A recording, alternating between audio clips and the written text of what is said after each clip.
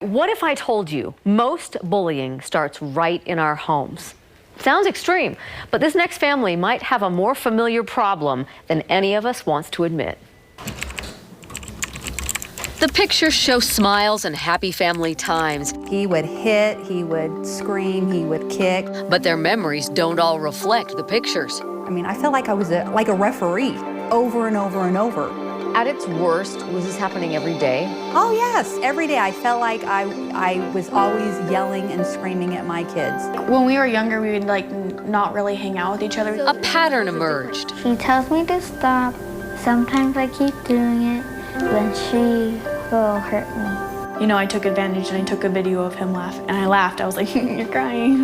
Now I come running into the room and stop teasing. What's as familiar as that scenario might be the words used to describe it. They were teasing each other. Teasing, you're teasing. Sometimes we use the buzz term as, well, they're just teasing each other. Or, Dr. Swaybach said, isn't that kind of like bullying?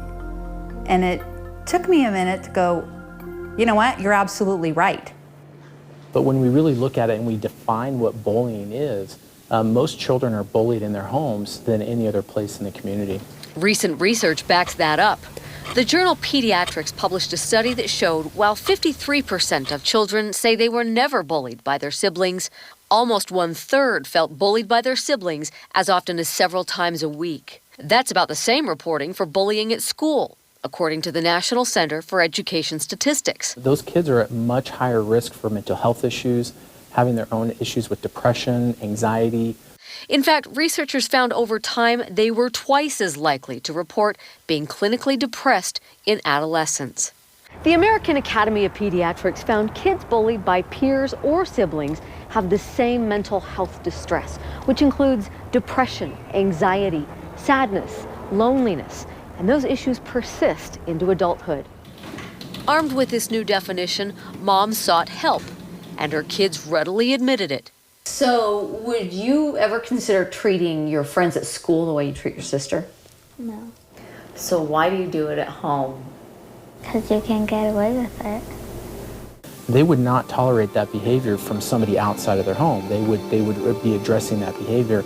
Now, with the help of counseling, family life does more resemble the smiling pictures. Now we can stand each other for longer periods of times. I used to hurt her, then I realized I can't do that anymore, so I've just learned not to. Yeah, discipline right there. Mom is giving thanks there's more peace at home and that she's no longer the constant referee. We look forward to the family time instead of the fighting time.